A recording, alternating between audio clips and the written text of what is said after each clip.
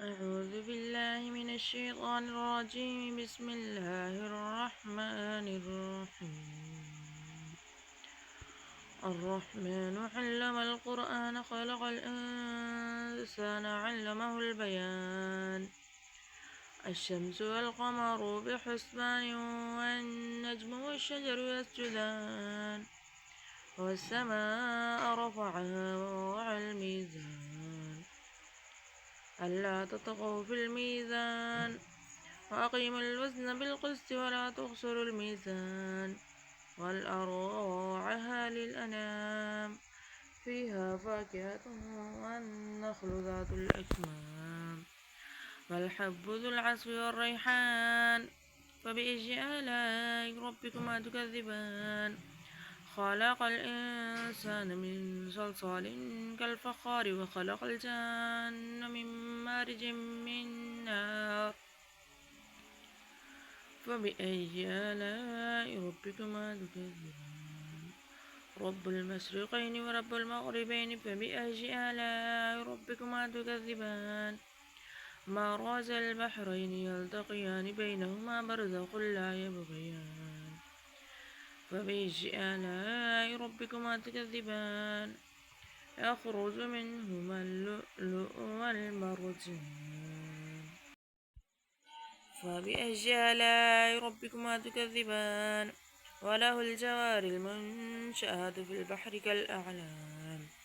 فبأي آلاء ربكما تكذبان كل من عليها فان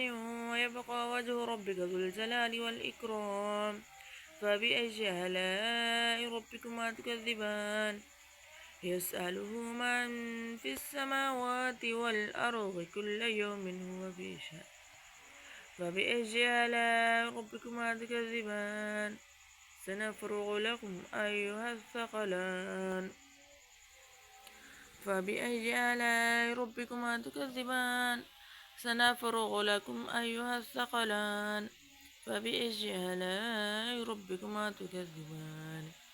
يا معشر الجن والإنس إن استطعتم أن تنفذوا من أقطار السماوات والأرض فانفذوا لا تنفذون إلا بسلطان فبأي آلاء ربكما تكذبان يرسل عليكما شواظ من نار ونحاس فلا تنتصران فبأي آلاء ربكما تكذبان فإذا انشقت السماء فكانت وردة كالدهان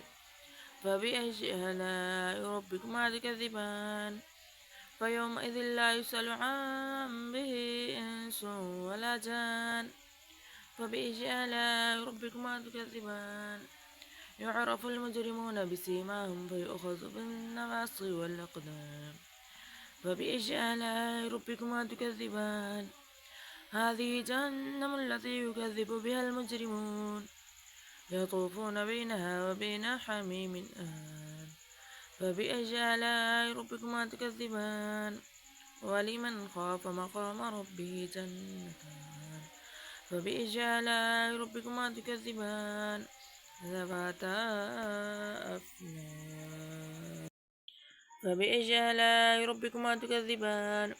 فيهما عينان تجريان فبأي آلاء ربكما تكذبان فيهما من كل فاكهة زوجان فبأي آلاء ربكما تكذبان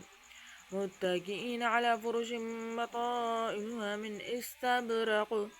وجنى الجنتين دان فبأي آلاء ربكما تكذبان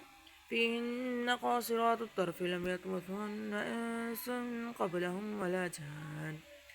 فبأي آلاء ربكما تكذبان كأنهن الياقوت والمرجان فبأي آلاء ربكما تكذبان هل جزاء الإحسان إلا الإحسان فبأي آلاء ربكما تكذبان ومن دونهما جنتان فبأي آلاء ربكما تكذبان مدهامتان فبأي آلاء ربكما تكذبان فيهما عينان نزاقتان فبأي آلاء ربكما ربكما تكذبان فيهما فاكهة ونخل ورمان فبأي آلاء ربكما تكذبان فيهن خيرات حسان فبأي آلاء ربكما تكذبان حور مقصورات في الخيام فبأي آلاء ربكما تكذبان لم يطمثهن إنس قبلهم ولا جان فبأي آلاء ربكما تكذبان متكئين على رفرف خضر وعبقري حسان فبأي آلاء ربكما تكذبان تبارك اسم ربك ذي الجلال والإكرام